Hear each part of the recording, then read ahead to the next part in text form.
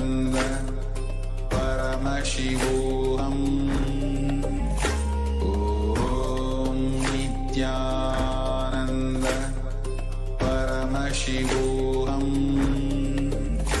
Om Nithyananda Paramashivoham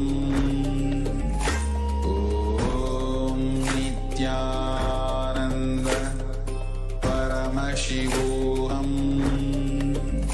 Om Nithyananda Paramashivoham Om Nithyananda Paramashivoham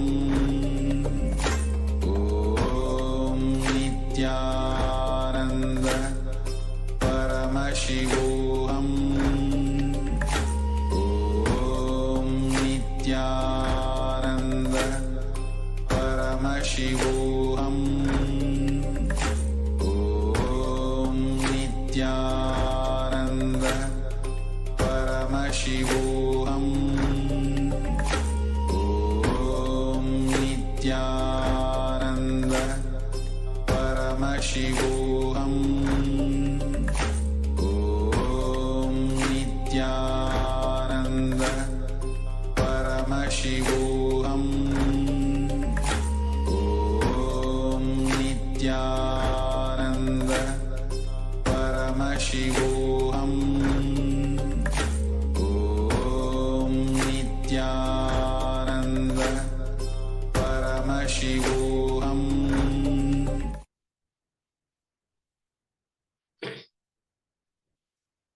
Nithyanandam Paramasukadam Kevalam Jnanamurtim Dvandvatitam Gahana Sadrisham Tattvamasyaadhilaksham Ekam Nityam Vimalamachalam Sarvadi Sakshibhutam Bhavatitam Trigunarahitam Sadgurum Tam Namami.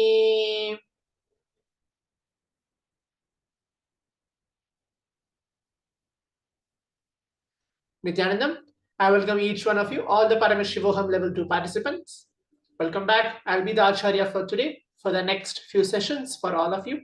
And what are we going to learn today? And how are all the participants today in today's day 20 of the Paramashivoham? I hope all the sessions were exciting and all the participants were having powerful cognitions and power manifestations as well. So throughout the sessions today, if any one of the participants have any doubt or regarding anything that the participants wants to share, you can take a moment also and share what you are experiencing, what is your experience throughout the next few sessions. But before that, what did we learn in the previous session? And what did we all go through? In the previous session, we went through the psychology of perceptions, and then we went through the societal reality, the definition of societal reality, and we had an internalization exercise as well, and the power manifestation. We manifested the power of remote vision, scanning the place in distance. So now we're going to move on to learn the reality is a dream. Reality versus dream. So that's going to be the subject which all of us are going to learn about. So reality is a dream. You are not the eyes. The eyes are just an instrument. Many times you can see. Your eyes may be open, but you are not seeing, not registering the scene you are seeing.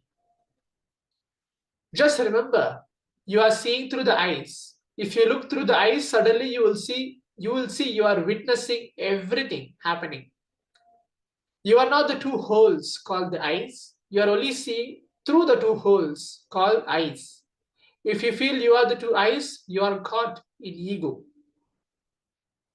In your dream, as long as the attention is on the objects, you will continue to dream.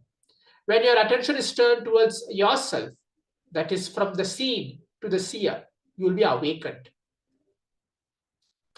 The moment you realize you are something beyond the eyes, your attention is turned to the seer. Then you realize that this world is made of the same stuff of which your dream is made.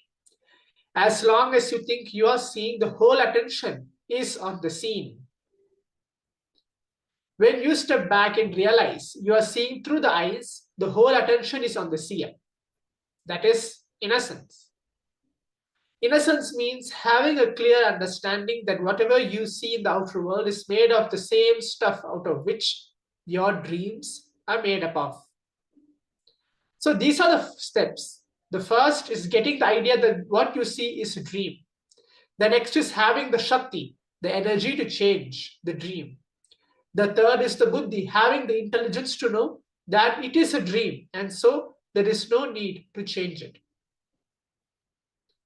An important truth you should know is that the dreams are made of the same stuff of which this world, waking world, is made of. If you think dreams are ordinary, this world is also ordinary. If you think this world is some kind of reality, for you, dreams are also reality. Understanding this will give you the energy to make your dreams into reality, and it will give you that intelligence, the intelligence to understand that whatever you think as reality is nothing but one more dream. So life and death versus waking and sleep. Air and prana. To understand this powerful life transforming truth, we need to understand about this stuff of which the dream world and the world are made up of. We need to know about prana, the life energy that sustains us. Understand the air you breathe is just a vehicle in which the prana comes in and goes out. Prana is a life force, the energy itself. Example, if a truck comes inside this campus and leaves something and goes out, the truck is like the air and the breath.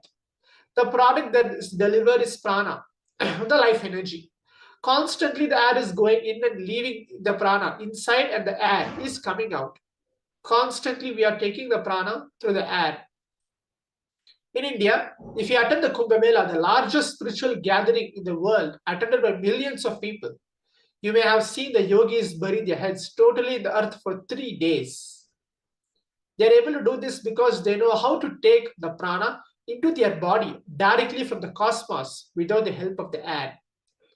As long as you can take the prana through air, you need to breathe through your nose. You need to inhale and exhale. But when you can take the prana directly without the help of air, you don't need to inhale or exhale through the nose. Your body can directly take the prana through the cosmos. So life or death depends on the direction of prana. One more thing, as long as the incoming breath is bringing in more prana and going out as an empty vehicle, your life will be strengthened.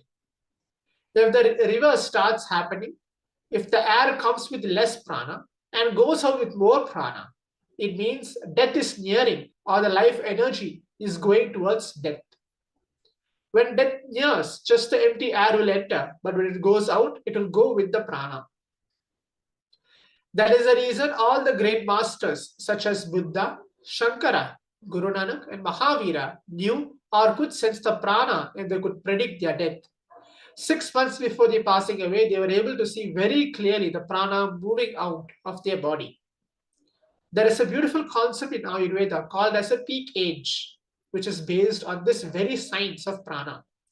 Till a particular age, the person will be receiving more prana through the incoming breath and less prana will be going out through the outgoing breath. The moment the outgoing breath starts carrying more prana than the incoming breath, they know now the person is moving towards death. Prana is a state of waking, dream, and sleep. The prana moves, functions, and stays in the Agnya chakra when you are in the waking state.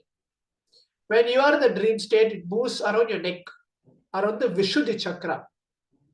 When you are in deep sleep, it moves around the Anahata chakra, the heart center. That is why you can never fall asleep if your head is erect. You cannot fall asleep unless you relax the head, unless you allow the prana movement to move from the forehead to the heart region. That is the reason why you can't sleep unless you relax your head. Even if you're lying on the bed, even if you keep your head straight and tense, you'll never be able to fall asleep. If you think constantly, your head will be erect and your shoulder will be a stress.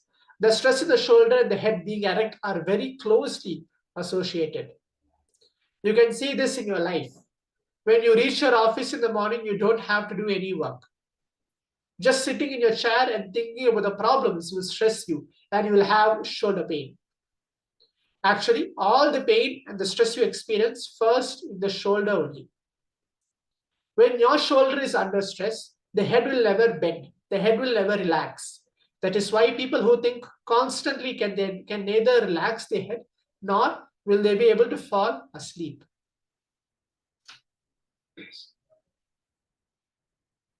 So now let's take a moment to listen from the supreme pontiff of Hinduism, a small discourse on the mechanism of sleep and waking states. Om Nithyananda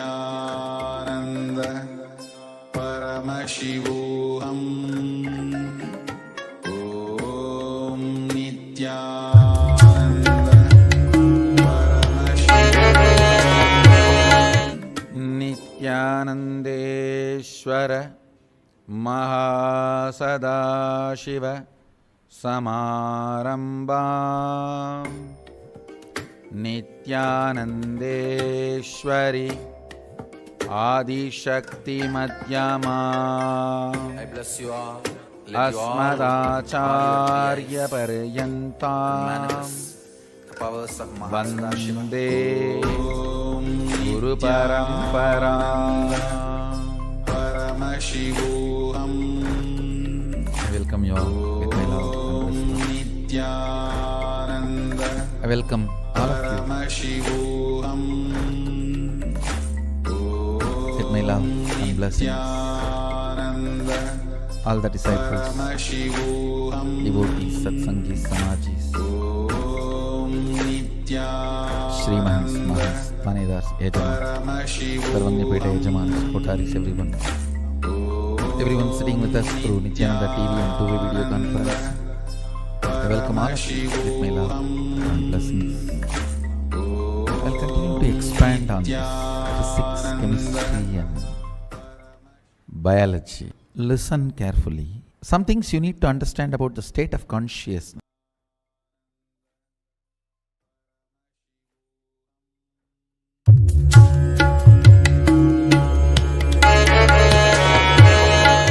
Nithyanandeshwara Mahasadashiva Samarambam Nithyanandeshwari Adishakti Madhyama Asmadacharya Paryantam Vande Guru Paramparam.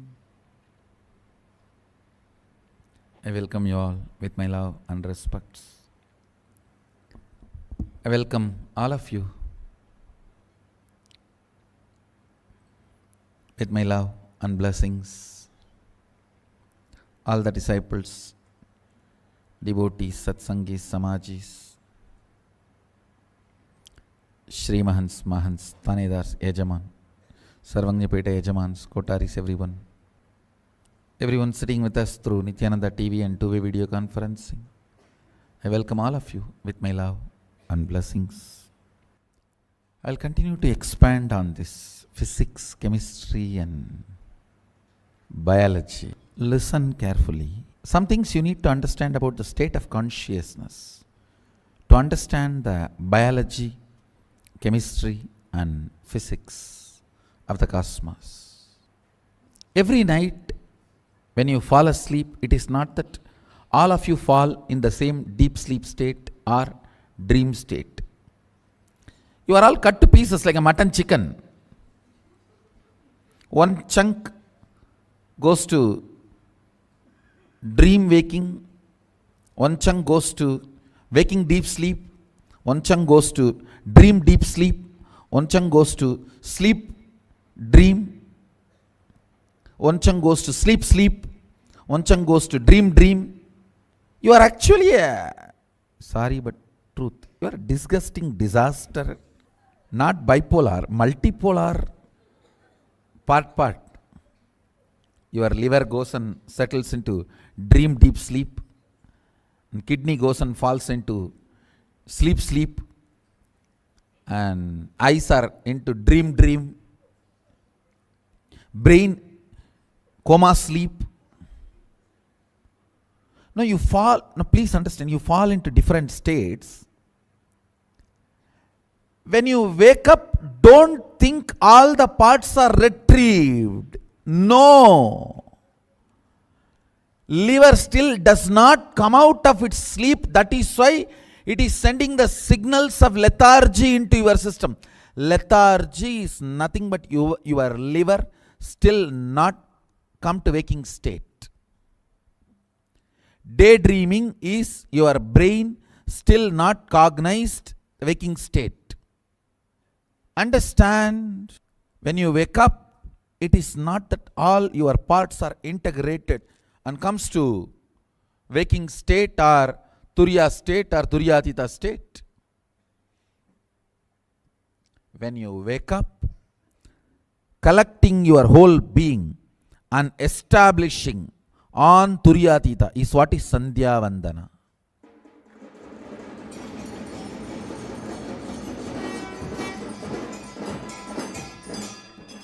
That is what is precisely the science of Sandhya Vandana. Unfortunately, even Brahmins have lost, the born Brahmins have lost being practicing Brahmins. Forget about other three Varnas. The Varna which was dedicated for this purpose itself has stopped doing. That's the most unfortunate thing. We have so many Brahmanas who don't know they are Brahmanas. We have a lot of Brahmins, but they don't know. Many of them really, what Sandhya Vandana? What? I know Sandhya, I know Vandana. Sandhya and Vandana together, which movie? No, I know Sandhya, I know Vandana. Together, they have done any movie? That movie I don't know. If you feel, whole day I am working, but end of the day, if I see I don't know what I have done, listen carefully. If you feel, whole day I am working, but end of the day I don't know what I have done. Neither I feel I have done something, nor others feel I have contributed something. But days passed. It means you have the same sickness. Multiple, disastrous, disgusting. We can create our own word. Homo, soma, coma, ama, bama, boma, memia. Because there is no name for it. Listen.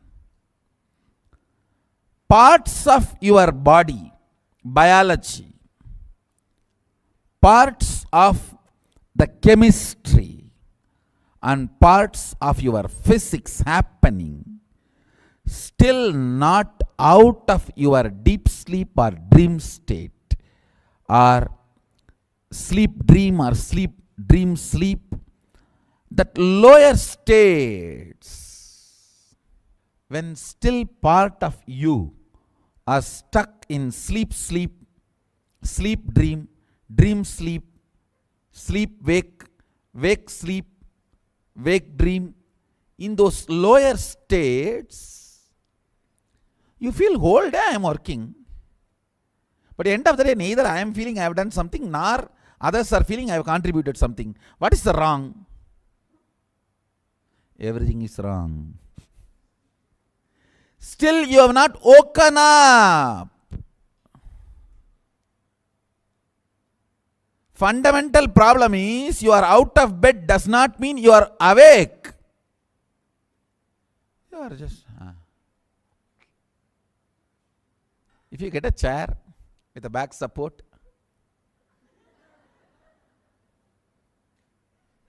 and able to get a secret place in dorm somewhere where nobody will come and knock the door, or where nobody will ask you to get up. And now with this new gadget also, 24-hour Facebook is available. Actually, now we will have to add, it is not 25 states anymore. Facebook state. That's one more state. It has to become now 26. Understand? At least full 2 cycle means 42 minutes. If you are breathing long and keeping your body active through some yoga or jogging, only then actually you wake up. That is why pranayama. Pranayama is to wake up, nothing else.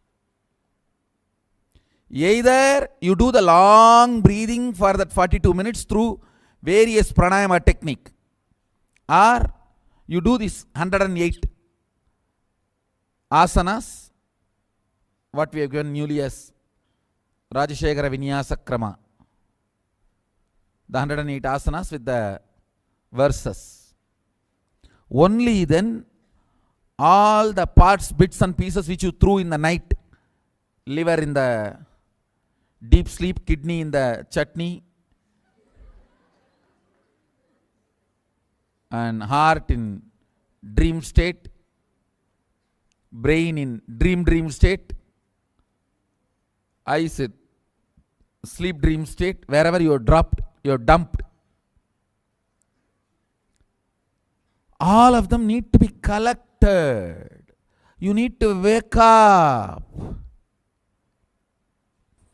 You need to wake up. Only then I can train you. I cannot help you if you are sleeping. See, Kavi is alive. It's the space where you feel like power manifestation. So you can make that Kavi into power manifestation. Instead of alive, power manifestation. You feel like you will manifest powers and you will start manifesting. Please listen. I don't want to know what mood you are in. Let me be very clear. Only what clicks you are getting, put it in the Facebook, I will see. I don't want to see your depressed mood. So whatever clicks you are getting, that you can upload it in the Facebook. And I have one more announcement.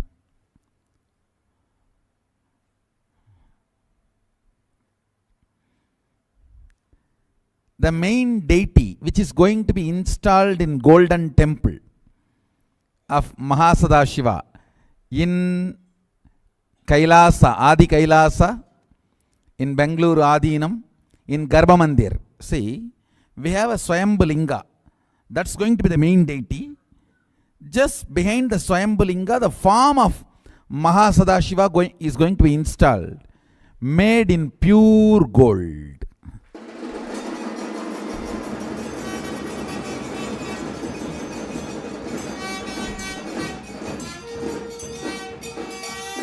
Agama describes as Mahasadashiva sitting on the throne made of mantras. Mantra Maya, embodiment of all the powerful sacred sounds. So this leaf which you are seeing in my hand is made of pure gold, in which the mantras are getting written. Like this, various mantras are going to be written on gold leaf, and it will be put inside the deity, which will become part of the deity. Means going to be receiving worship for ever till the sun and the moon is there.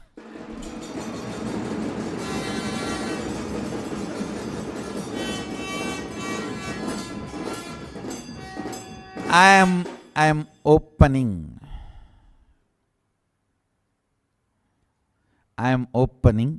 the great possibility that your name can ever be part of the Murti. Anybody wants, you can make your name in golden leaf, carve your name in that and offer it. It will be put in the deity. Understand? Because the deity is going to be completely made out of gold, pure gold. The only condition, the leaf has to be pure gold. If it is not pure gold, then we will not be adding it with the deity. So anybody, it can be few gram or few kg bar, it's all up to you. You can make leaves like this and carve your name on that and offer it. It will be there inside the deity forever.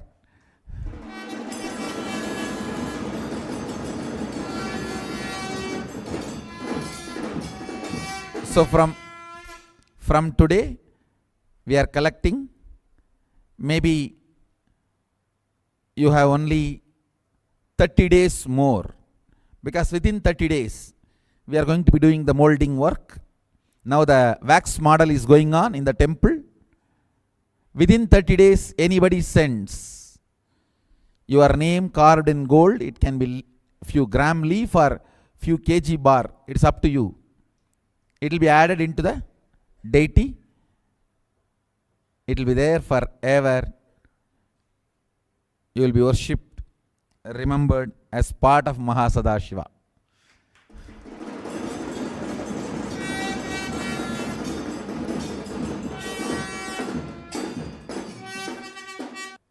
I bless you all. Let's all radiate with integrity, authenticity, responsibility, enriching, causing, living Shuddhatvaita Shaivam, Mahasadashivoham, the eternal bliss, Nithyananda. Thank you. Be blissful.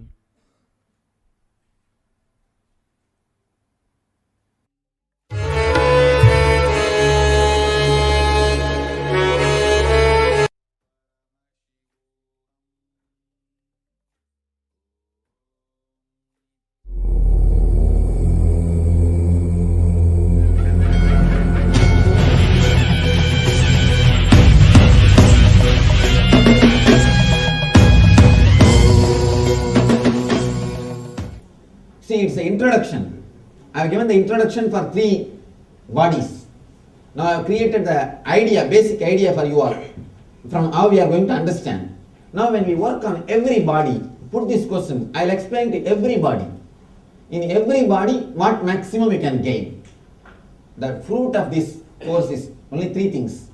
One is making your whole body more healthy, increasing the innate healing capacity of your body. Increasing the innate healing capacity of your body. Second thing, unleashing the power to make your dreams into reality.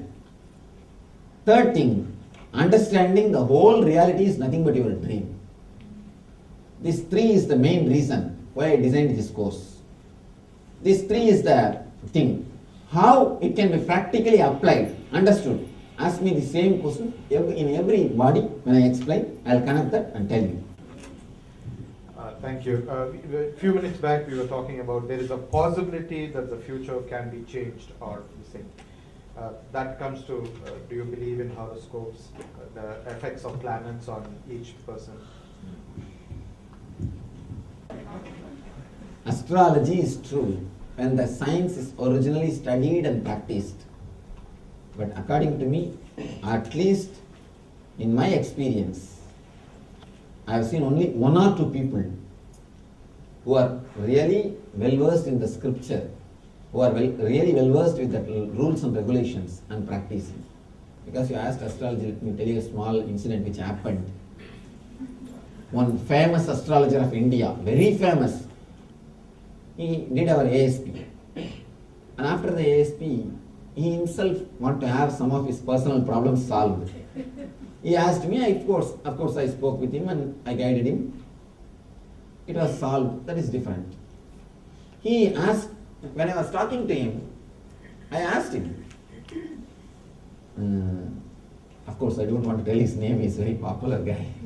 And such a good person I asked him, I know, you see, the writing like a common prediction is not accepted in our Shastras, it is not there in the Shastras.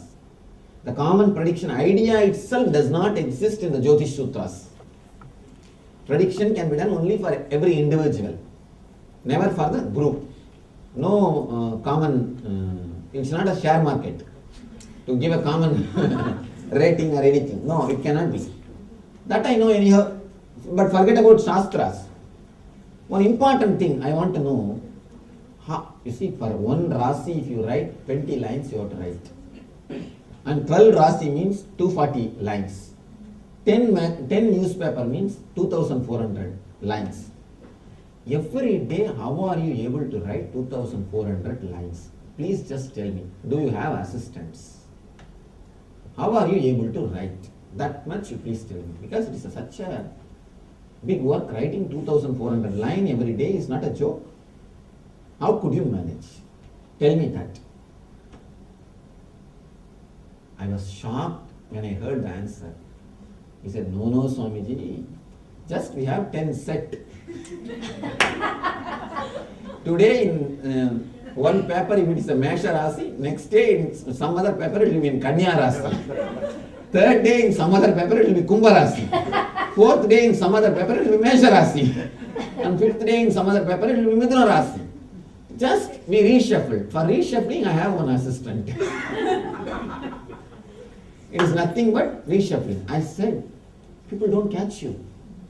He was so confident. He says, Swamiji, nobody will purchase all the 10 paper. And nobody will read all the 12 Rasi. Nobody will read all the 12 Rasi. People are going to purchase only one paper. And they are going to read only their Rasi. One Rasi. So naturally, nobody will catch us. And within 2 months, 3 months, we change the 10 set. We have the time to write the 10 set. For 3 months, in 3 months, we change the 10 set. And after 2-3 years, we take from past. And we rotate and reshuffle. This is what is happening, Swamiji. And we guys, the moment we get up, what we do first work? First work what? Rasi Bala. And afterwards only your mind will start thinking at all. Astrology is a true science, authentic science. What is your opinion on the Nadi Joseph from Is it true? True and false. True as far as few intuitions concerned. They can hold the shaft and see the past, but not the future. If you see, your name will be, your mother's name will be there, dad's name will be there, your name will be there. But seeing the future, very few can do. To see the future, you need intuition. To see the past, you don't need intuition. To see the future, you need intuition. You need a little bit of capacity to hold the time shaft for a few more minutes. If you have the capacity to hold the time shaft, only then you can see the future. If you have the capacity to hold the time shaft, you can see Nadi. And let me tell you a small incident which happened in my own life. When I was 14, I went to Vaidishwaran. They took me the house pilgrimage, the family pilgrimage. Generally, when you go for Nadi, they take your fingerprint, and then they will read by the time it ends, it will give 10,000 rupees expense for you. The Nadi will read such a way that give this, give that to the person who reads and all those things. And this is the way usually the Nadi will go. You will be surprised the moment they took my fingerprint and went inside. That person, very elderly person, he came out with a big basket of fruits and flower, everything. And he said, this is the horoscope, this is a Nadi of a sannyasi. I was a 14-year-old boy. This is a Nadi of a sannyasi. And he's a great, the spiritual person. If this Nadi comes, not only we are not supposed to read, we are supposed to offer whatever today we made. And you know the honesty of the person, he offered the whole thing. And my family was seeing, all the money came back. Whatever money they gave, the whole thing was given back. The whole thing was brought. And you will be surprised. He said very clearly. And then my mom asked. My mother naturally, the pain, oh, can't we stop? Can't we do some dosha parigara and all those things? Immediately he said, if you try to stop, you will die. If you try to stop, you will die. Then, of course, that is the end of their trying to stop. That is different. But so clearly he was able to tell. When there is an intuition, there is every possibility. But the problem is how long you are able to hold the present moment. And one thing I have seen, whenever you get the capacity to hold the present, you never spend the energy in predicting the future. You spend it in correcting the future. People ask me, Swamiji, can you predict my future? I tell them, fool, I can change your future. Why are you bothering about predicting your future? I can change your future. Work for that. Why should we waste the time in just predicting? There is no need. So be very clear. Whenever a man gets the power and capacity to hold the shaft and see the future, he just changes it. And you know, just his seeing is very vision. For example, people, when they come to know about their future and the life and they really feel and surrender, when the master just holds the shaft, time shaft, just his eyesight, the Guru Parvai, the seeing of the Guru destroys totally removes the negativity of the future. That's what they say, Guru Bharka Kodi Punyam. Just a sight of a master, because sight of a master is not a simple your sight. When you see something, immediately you will be taken away by the past or the future. Even if you see a rose, the moment you see a rose, your mind will say word rose. Your mind will give the word rose. The next moment, you will start thinking about all the roses which you presented to somebody or roses which is presented to you. And the third moment, how was your reaction or her reaction? Whether you got the beating or smile. And the fourth moment, the love emotion or the hatred emotion associated with that rose. You are already in the past. You are already in the future. But when master sees, he never sees like that. He just sees you as you are, in the present moment. So he catches the time shaft. Whenever the time shaft is caught, whenever you penetrate the time shaft, simply he sees your past and sees your future. There's a beautiful story. It's not a story, actually, truth. One guy who is a born blind, he goes to see Ramakrishna. And somebody asks him, you are a blind fellow, why are you going to see him? He says, fool, I may not be able to see him, but he will be able to see me. That is more than enough for me. That is only going to play the role. Not me seeing him. I am seeing so many things. What will I see? What can I understand? Actually, we are seeing 1,000 person. If you see me, what will you understand? Nothing can be understood. Nothing can be understood. At the most, you may misunderstand. When you don't understand naturally, you misunderstand. When you miss the understanding, you misunderstand. So nothing can be understood. You seeing me is not a question. Me seeing you is the question. That is why, even if we are not able to see them, we go to see the masters. In the ancient tradition, there is a word called darshan. Please understand, darshan, Sanskrit word, does not mean seeing. Darshan does not mean seeing. Drushya means seeing. Drushya means past and the future. Seeing the past or the future. Runa means the, what to say, the movements.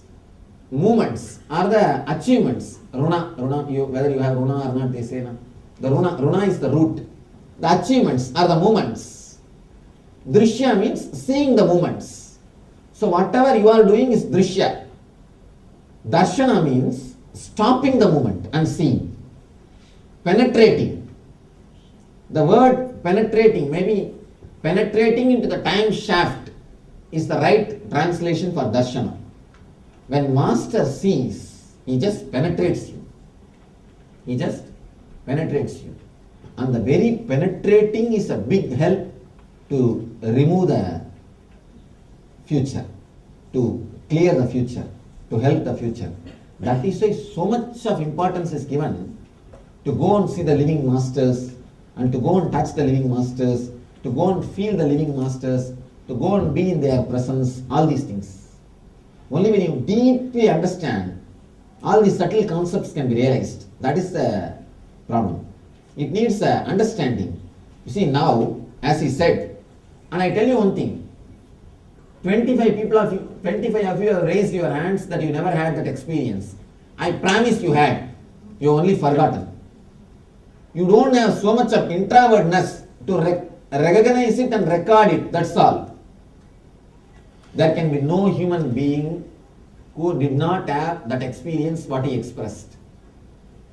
If you say you did not have, it's like people say that I never dreamt. It is not that they never dreamt, they have forgotten. When the altered consciousness happens, you forget what has happened there. Otherwise, I am sure you cannot be alive without having that experience. Continuously it will happen. Because you are living being. If you are not introvert, if you are extrovert, then you don't record it. You don't recognize it. You don't have enough of awareness what is happening in you, that's all. Because you don't have enough awareness what is happening in you, you will not record it. A small story. One guy brought fish for his lunch to the office. And the moment he put the fish in his mouth, he felt, oh, I hate it. He threw it away. Next day, again the same fish. And he said, no, I don't feel like eating. Threw it away. Third day, again the same fish. The friend saw, why don't you tell your wife that you don't like fish?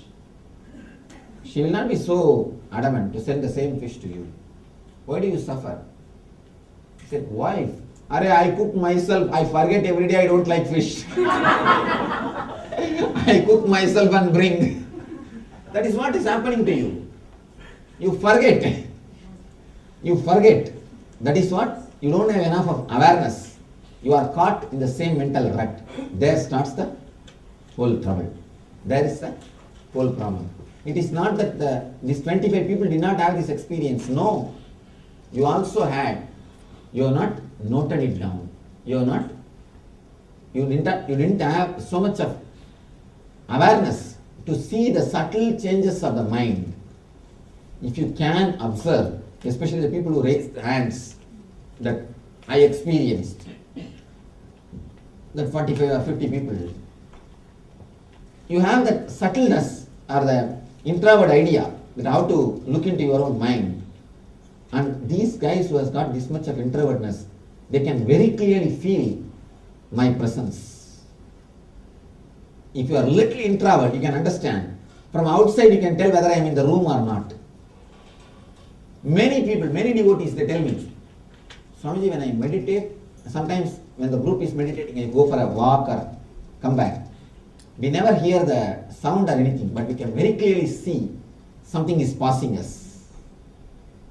Some big energy is moving next to us. If you have that introvertness, you can record, you can register all those, because these are all subtle, deeper level happenings. These are all happening in a deeper level consciousness. That is why we miss many things. Yes. I have another. I'll let her go. She's been waiting for a long time. Okay.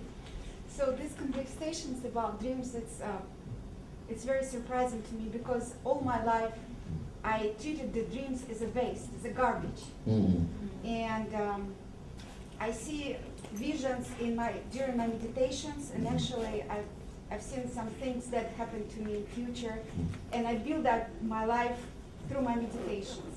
So for me it is dilemma. Do I have to go and analyze my dreams, forget about this, or stay with whatever I am with my meditation and my clear visions? So in which visions are more important, which came from your dream or which came from your meditation? One thing, there is no need for you to analyze. Forget about it. If you start analyzing from the very beginning, you will create only more confusions. Forget about it. The very idea you getting, the very system that you are getting again and again this type of visions is more than enough. That will guide you in the future. That system, you keep it alive. That is enough. There is no need to go and analyze the whole thing and get into the big trouble. There is no need. But always the visions which you get in dreams are less powerful than the visions you get in the dream, which you get it in the meditation. What you achieve in the meditation is surely more powerful than what you achieve in the dream state. But for a person who never achieves anything in the meditation, for him the dream state visions are powerful. Thank you. If you have something in the meditation, surely that is more powerful. Swamiji, I have a three-part question. You said that only in the meditative.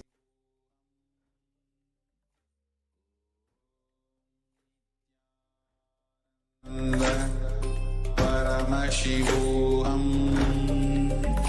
Om Nithyananda Paramashivoham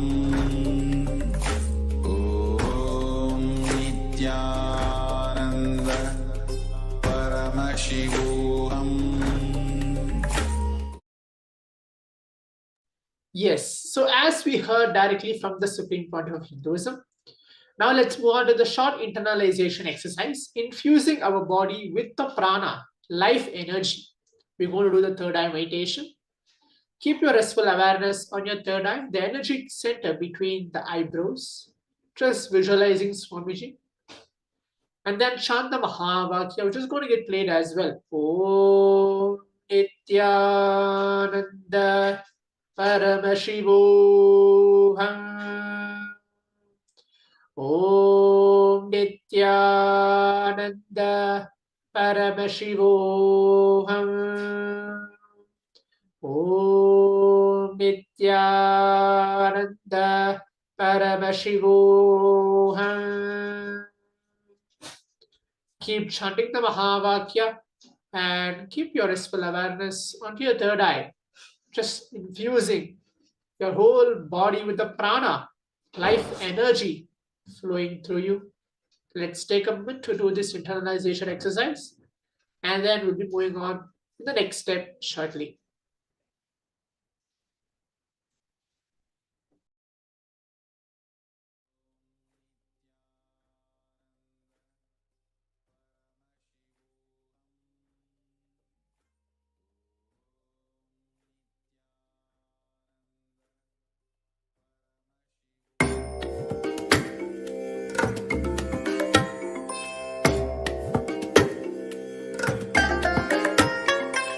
I bless you all.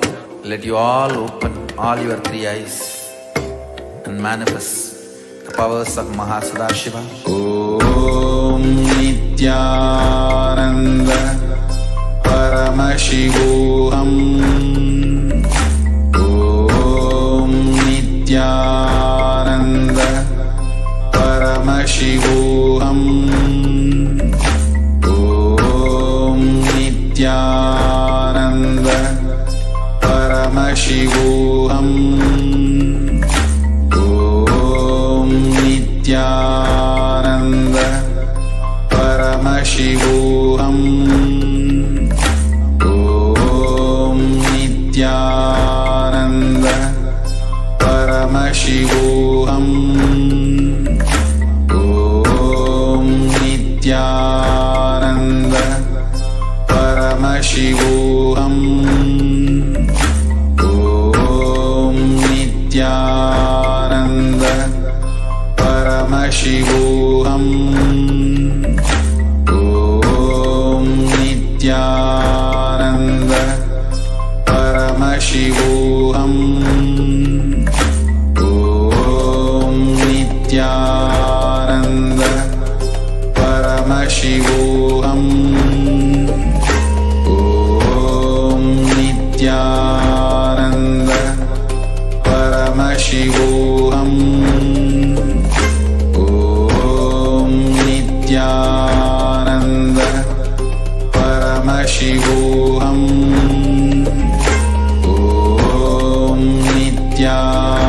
Om Nithyananda Paramashivoham Om Nithyananda Paramashivoham Om Nithyananda Paramashivoham Om Nithyananda Paramashivoham Om Nithyananda Paramashivoham Om Nithyananda Paramashivoham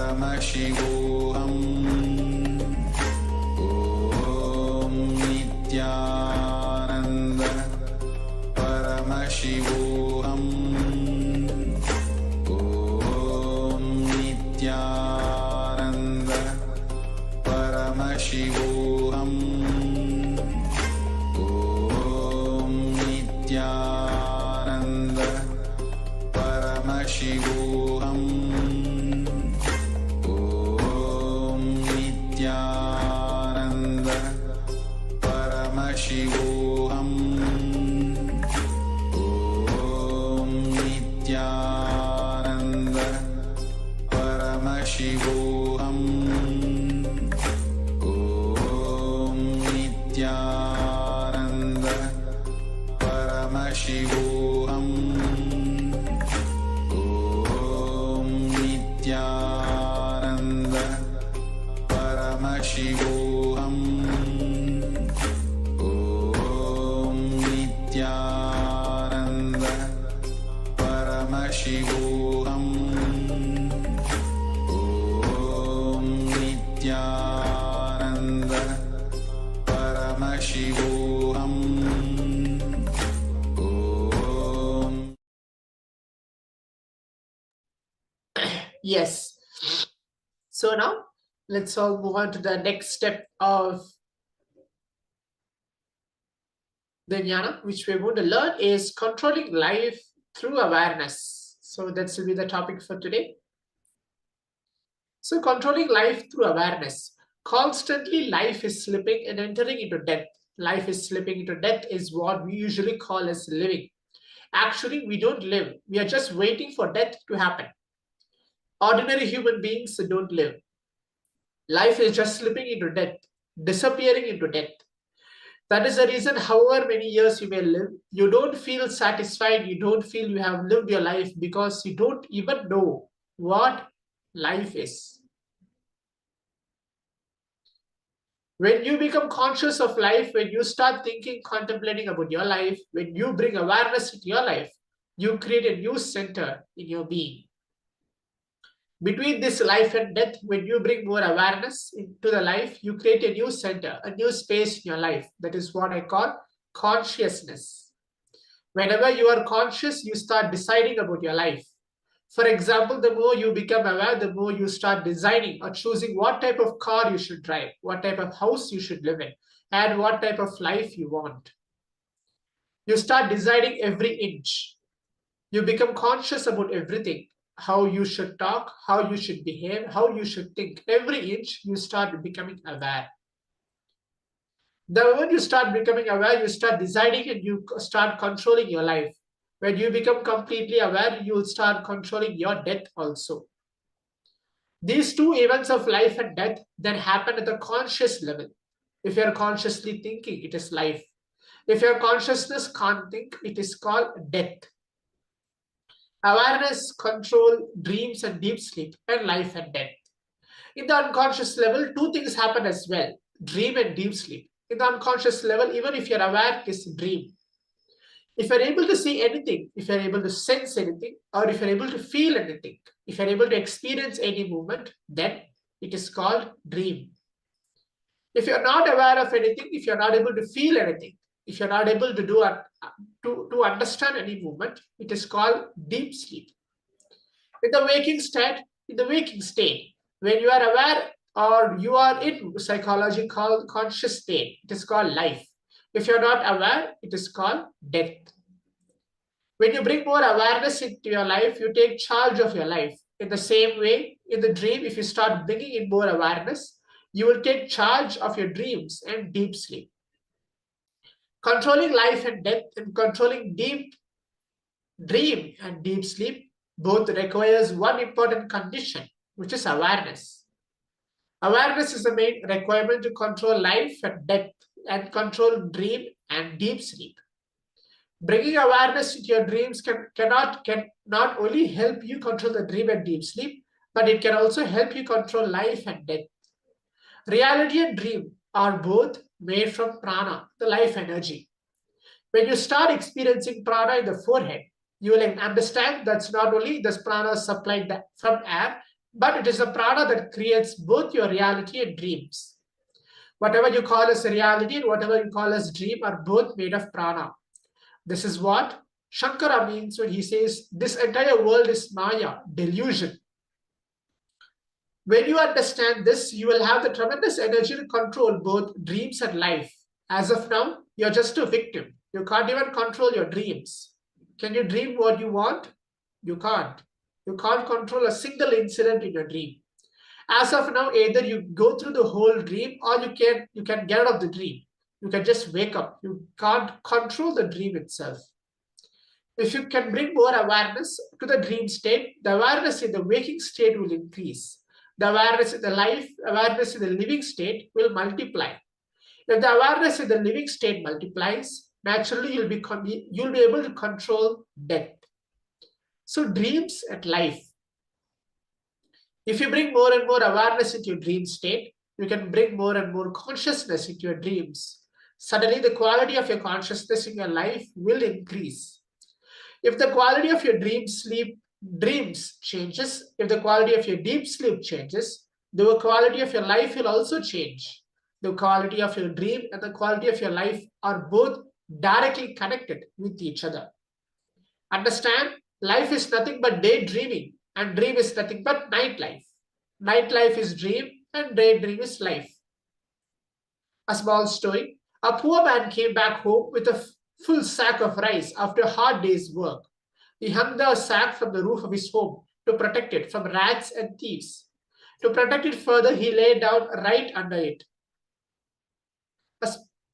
A small story again. Lying down, he hooked up the sack of the rice and started dreaming. If I can sell this rice in small quantities, I can make a lot of money. Then with that money, I will grow some more rice, sell, and then soon I'll be rich. Then I can marry a beautiful woman and will have a beautiful child. By this time, a rat had found its way up to the sack of rice and had started chewing the rope. As the man was thinking about his yet to be a child, the rat had chewed on the rope and the bag fell on him, killing him instantly. Of course, the wealth, wife, and the child in the dream also disappeared. In the day, whatever you do, you call it as a life. In the night, whatever you do, you call it as a dream. In the day, if you're not able to do anything, you call it as a death. In the night, if you're not able to do anything, you call it as a deep sleep. In the day, if you have three things, experiencer, experienced, and experienced, it is called life. We can take the example of drinking coffee, in which there are three elements. The coffee, one drinks, the person who drinks the coffee, and the person who experienced the state of drinking the coffee. If you experience all these three elements in the daytime, it is called life. And if you don't experience all these three, it is called death. In the night time, if you experience all these three, it is called dream. And if you don't experience all these three, it is called deep sleep. So the prana movement in sleep and death. Then when you start moving towards the dream state, the prana starts coming towards the Vishuddhi, throat center. The more you move towards the deep sleep state, it moves towards the Anahata chakra, heart center. It is the same in the case of life and death as well. The more you are alive and energetic, the more the prana accumulates and gets centered in the forehead.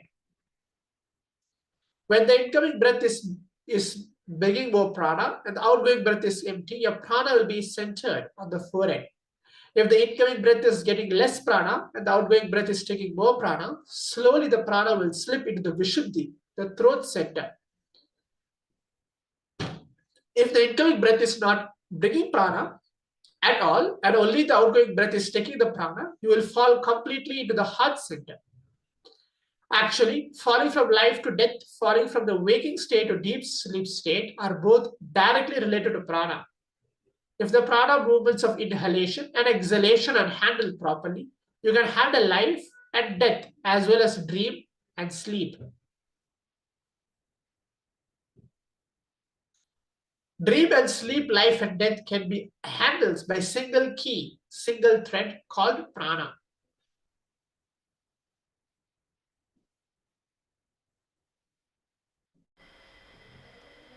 Stopping the cycle of life and death. If you can be aware when you fall into dream state, when your consciousness is slowly fading away, when you are able to fall asleep, you will be able to change the dream itself. If you are able to change the dream, let you be very clear. The first thing you will do is you will stop dreaming. You will stop dreaming because you know the uselessness of dreams. You know you are wasting time and energy in your dreams. The person who can be aware of dreams will never dream. The person who is aware of life will never take one more birth. That is why in the East, all the spiritual scriptures, whether the Vedas or Dhammapada or Jain Sutras or Guru Granth Sahib, are all aimed only at the goal of not taking one more birth. They all have only one goal, moksha, liberation from the cycle of birth and death. Person who is aware of dreams will never dream. He will simply stop dreaming. Person who is aware of life will simply stop the cycle of birth and death. He will not take one more body. When I use the word death, I don't mean you will commit suicide. When I say that you become aware of life, you enter into death. It does not mean that you will commit suicide. You will stop living in the normal way. You will stop living with identity. You won't give importance to identity. You will be reborn. That is why enlightened masters are called dead people. Actually, the enlightened people are called people who are already dead as far as the world is concerned. They don't have identity. They don't have life as you understand.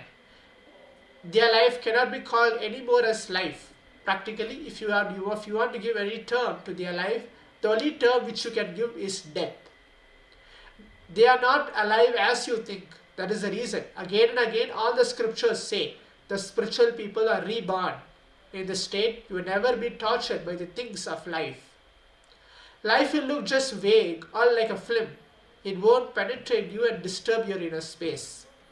If you can be aware when the prana falls in your heart center every day, you can stop, alter and manage your dreams and deep sleep. If you are aware of prana slipping from Ajna to Anahata Chakra, each time you go to sleep, it means that at the end of the life, you will be able to change your life and death. If you want, you can bring it a little early. If you want, you can postpone. You can play it whatever way you want.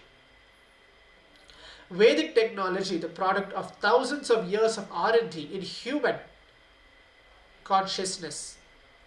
Be very clear, these are not theories. These are all truths of thousands of years of researchers and development by our rishis on human consciousness. Let you be very clear, this technology, these techniques can directly develop the quality of your life from today. You don't have to think, oh, if I practice this technique for 10 years, maybe in the 11th year, it will give results. No. Just because we have not practiced this technology, this kind of truths and techniques in our life, we start suspecting the whole spirituality itself. It is going to really work for me. Is it really going to help for me as well? Changing the prana flow to heal and rejuvenate.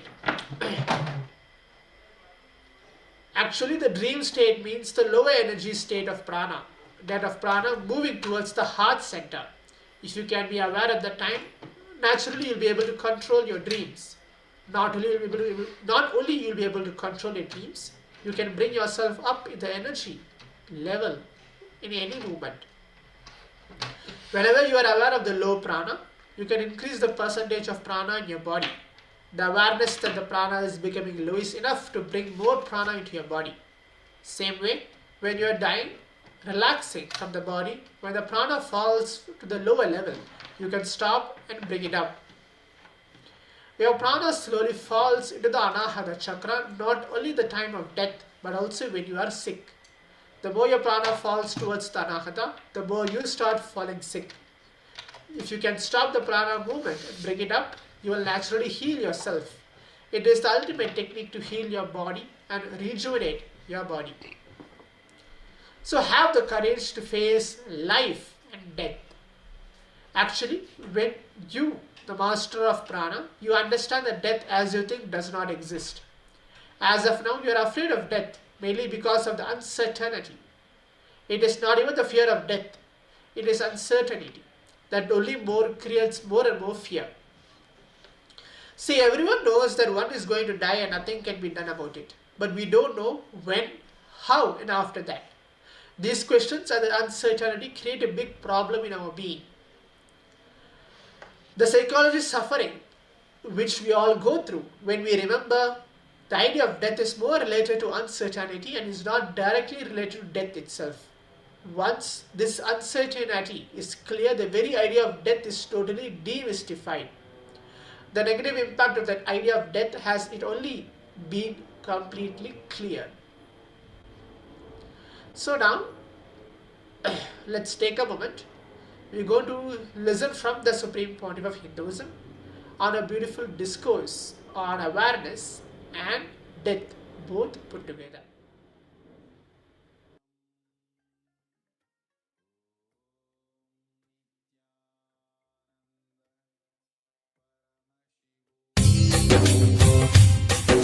स्वभावचिन्मयानन्दं कृपापूर्णं जगत्पतिं हरिषड्वर्गजेतारं नित्यानन्दगुरुं भजे स्वभावचिन्मयानन्दं कृपापूर्णं जगत्पतिं हरिषड्वर्गजेतारं नित्यानन्दगुरुं भजे स्वभावचिन्मय. Let's enter into the next sutra. Thinking no thing, will limited self be unlimited? It's again.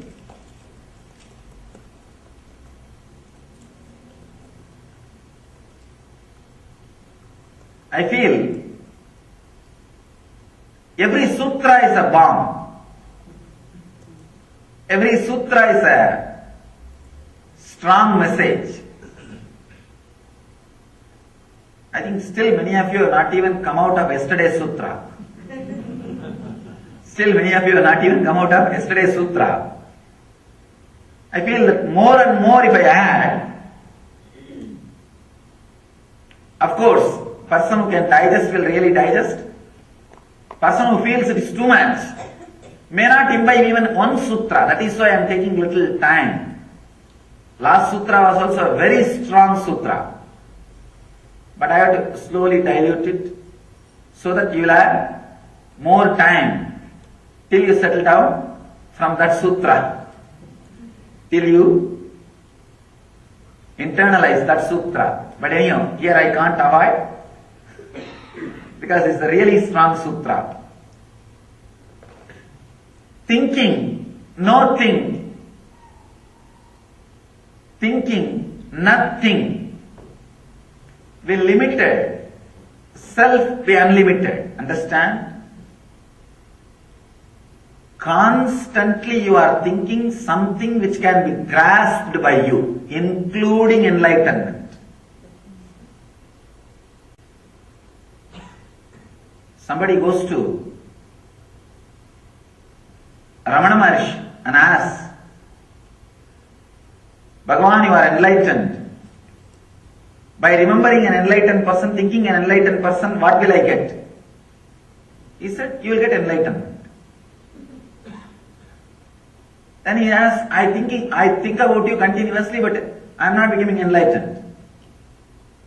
Bhagavan says, who said you are thinking of me? You are thinking about me. Understand?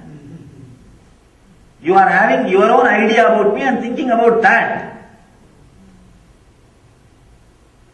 The master, the presence of the master can never be thought about. He says, think about something which you can't think. It's very important thing to understand. In Zen there is a sutra, they will give you a cone. Cone is nothing but sutra. Zen cone. One Zen cone is there. Think of your face which was there before your birth. Understand? Think of your face which was there before your birth. What will you think? Sit and try to think. What will you think? You can't. Even if they say think of your face after you are dead, you will think something. Your old face or something like ghost. No. Think of your face before your birth. Actually, anything which you can think about will enrich your mind, will engage your mind, will add more entertainment. At least few moments. If you can try to think something which you can't think, means just tearing the mind to pieces. It is literally like Hiranyakasipu, a great demon. How Narasimha killed him. He just stoned the Manipuraka. He just stoned the navel of Hiranyakasipu, the demon, and killed him. Exactly the same process. That Hiranyakasipu being killed by Narasimha is nothing but this sutra. If you try to think of something which can't be thought, the nothing, suddenly you will see Narasimha will appear inside you and tear you to pieces. It's like a mind will be torn to pieces. You will experience the truth. How to think of nothing? It's very strange. Whatever I say now, how to think of nothing, again will be one more thinking. You will start thinking about it. Then how to do, what to do? Try to think of something too big, bigger than this planet, bigger than the stars, bigger than the cosmos. Just stretch, stretch, stretch. Suddenly you will see as if your mind is hitting on a wall. It is stuck on a wall. It's not able to do anything. Mahadeva says, continue. When you feel the mind is not able to move anywhere, mind is not able to think anything further, anything bigger than that, anything, just think of that nothing. It looks very funny, the initial level, it will really look crazy. How can I think of nothing? Whatever you think is useless, only when you understand that, you will really start thinking of nothing. Now, again and again, you have some hope, one corner of you. You have some hope, some idea. Anything which you think gives you some hope, gives you some idea. It may be wrong hope. It may be from the wrong side. It may be from the wrong understanding. Many people say, I can do it from wrong understanding. A small story. One lady, she is working in the circus. She is a lion tamer. She just plays with the lion. Whatever she says, the lion does.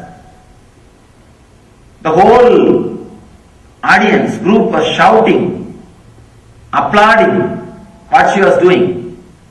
Actually, she kept a small sugar cake on her tongue. Lion came and just picked up that cake and went. It just comes, picks up just the sugar cake and goes. It is too much. And the lion obeys her command just so obediently. It was just surprising. All the fellows are applauding in the audience. One guy was sitting very straight, very silent. Okay, kind of a look. She looks at him and says, what do you think? You think you can do this? He says, surely, when lion can do, why not me?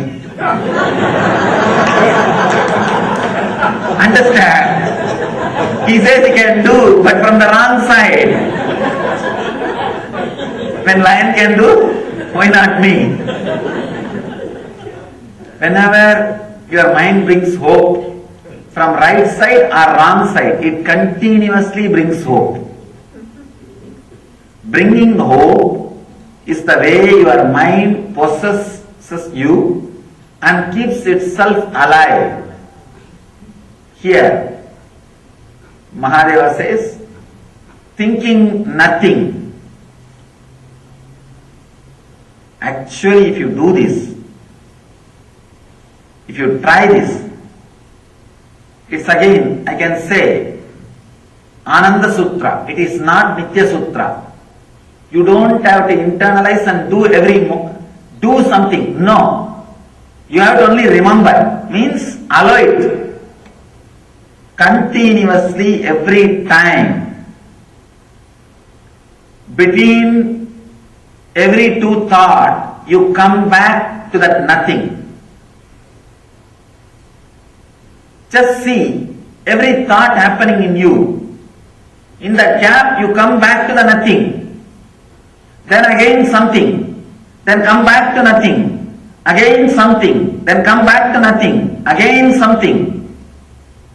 It goes on and on and on.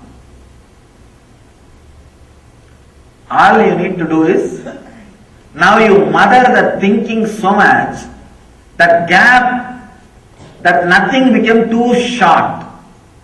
Understand? If you are thinking for 1 second, you come back to no thinking for 1 second. If you are again thinking for 1 second, you come back to no thinking for 1 second. Between every thought, you come back to your center. Thoughts are not moving horizontally. They are happening vertically. Means, here is your base. Every time you come back to your center. From here only you start and come back. Then start, come back. Means every time you come back to nothing. Come back to nothing. Understand? Be very clear. Between every thinking, you are coming back to nothing. This clarity is enough. Now you will start giving importance to that nothing. All you need to do is shift the importance to nothing. As on now, your importance is always to the thinking. Now shift the importance to nothing. Just see. Yes, there was a gap. Yes, there was a gap. Yes, there was a gap. Be aware, remember that nothingness, that gap, which happens between every thought. Now, as on now, you always remember the thought and forget about the gap. Just shift the attention. Shift the attention to the gap and forget about the thought. Then naturally you will not allow the further and further of expansion of thinking. You will be centered on that nothing. Understand? When Mahadeva says, think of nothing, do not think it is impossible. If it was impossible, Mahadeva doesn't have to tell. If it is impractical, he will never talk. One thing, this technique is for a person who is really evolved, who has really evolved, who has really seen sometimes at least few moments of silence in himself. Maybe if 100 persons try this technique, only one or two it will click. I am talking about it so that it will be on record. It will be on record, and with whoever it clicks, let it click.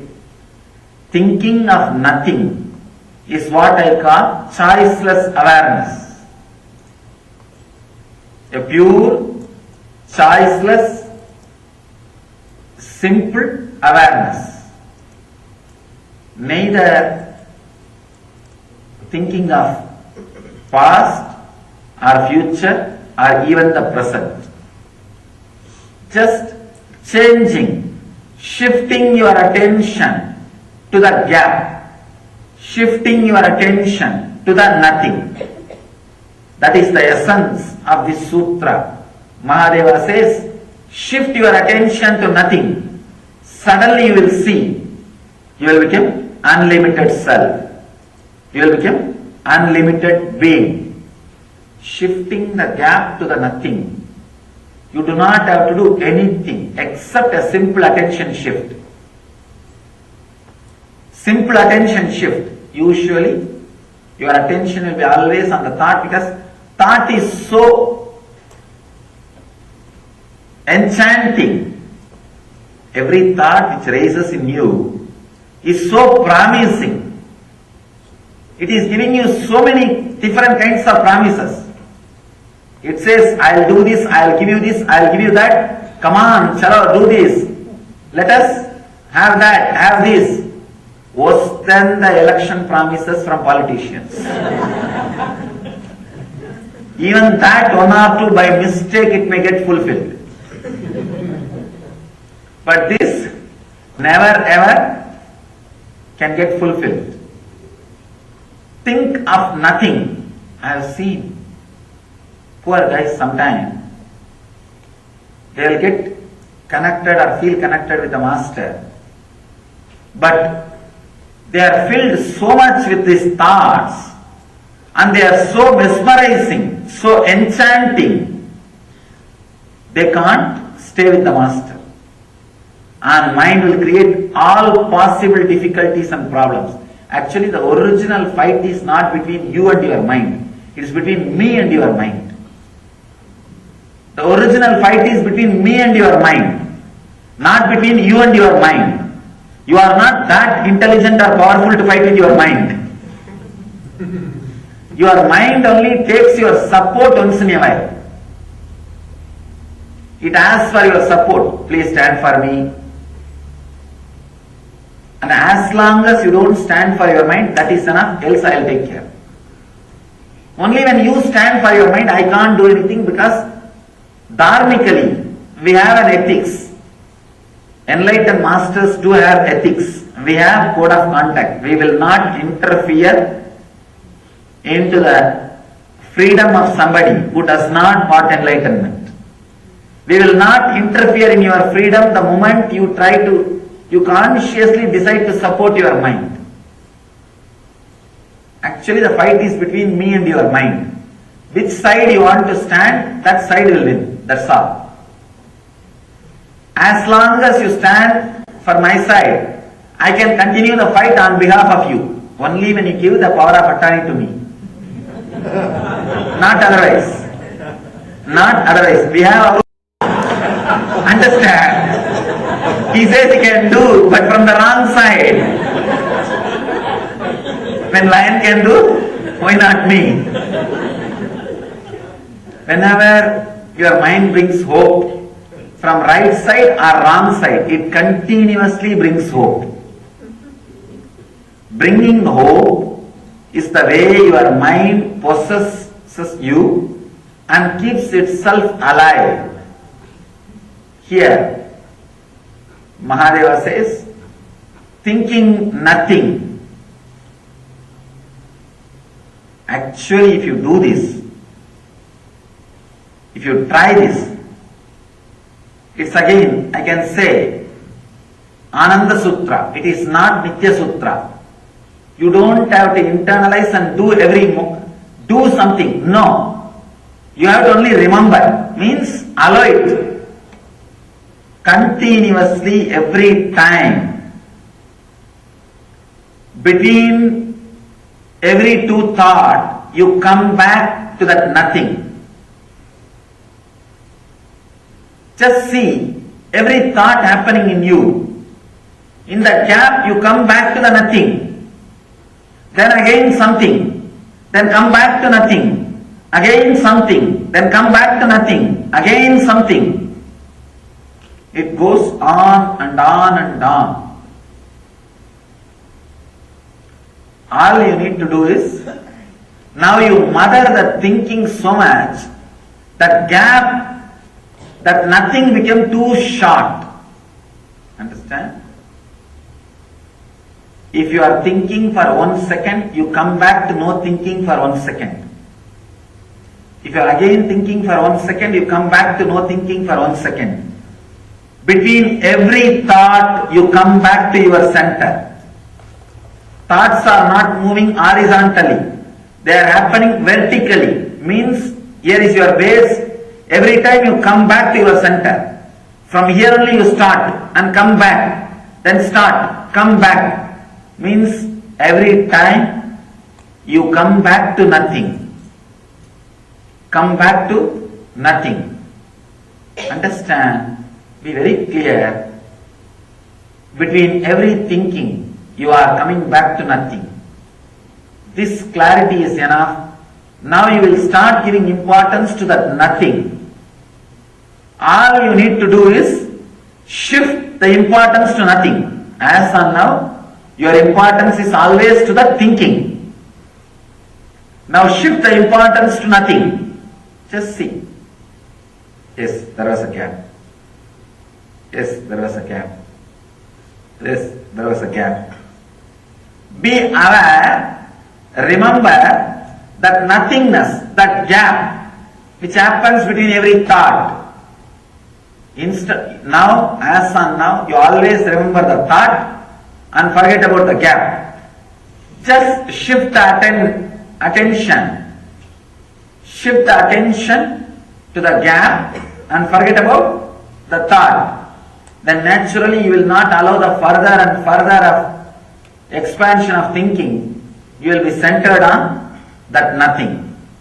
Understand? When Mahadeva says, think of nothing, do not think it is impossible. If it was impossible, Mahadeva doesn't have to tell. If it is impractical, he will never talk. One thing, this technique is for a person who is really evolved, who has really evolved, who has really seen sometimes at least few moments of silence in himself. Maybe if 100 persons try this technique, only one or two it will click. I am talking about it so that it will be on record.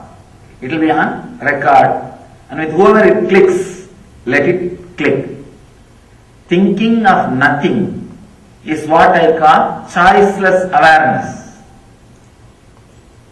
A pure, choiceless, simple awareness. Neither thinking of past or future or even the present. Just changing, shifting your attention to the gap, shifting your attention to the nothing. That is the essence of this sutra. Mahadeva says, shift your attention to nothing. Suddenly you will see, you will become unlimited self. You will become unlimited being. Shifting the gap to the nothing. You do not have to do anything except a simple attention shift. Simple attention shift. Usually, your attention will be always on the thought, because thought is so enchanting. Every thought which raises in you is so promising. It is giving you so many different kinds of promises. It says, I'll do this, I'll give you this, I'll give you that. Come on, chalo, do this. Let us have that, have this. Worse than the election promises from politicians. Even that one or two by mistake it may get fulfilled. But this never ever can get fulfilled. Think of nothing. I have seen poor guys sometimes, they will get connected or feel connected with the master, but they are filled so much with these thoughts and they are so mesmerizing, so enchanting, they can't stay with the master, and mind will create all possible difficulties and problems. Actually, the original fight is not between you and your mind, it is between me and your mind. The original fight is between me and your mind. not between you and your mind. You are not that intelligent or powerful to fight with your mind. Your mind only takes your support once in a while. It asks for your support. Please stand for me. And as long as you don't stand for your mind, that is enough, else I will take care. Only when you stand for your mind, I can't do anything, because dharmically, we have an ethics. Enlightened masters do have ethics. We have code of conduct. We will not interfere into the freedom of somebody who does not want enlightenment. We will not interfere in your freedom the moment you consciously decide to support your mind. Actually, the fight is between me and your mind. Which side you want to stand, that side will win. That's all. As long as you stand for my side, I can continue the fight on behalf of you. Only when you give the power of attorney to me. Not otherwise. Not otherwise. We have our own ethics. People ask me, Swamiji, give me the promise. Even when I resist you, you should not leave me. I tell them, no, that cannot be done. That is the only thing enlightened person cannot do. The individual freedom is respected so much. The individual decision is respected so much. I cannot do anything when you don't want. No.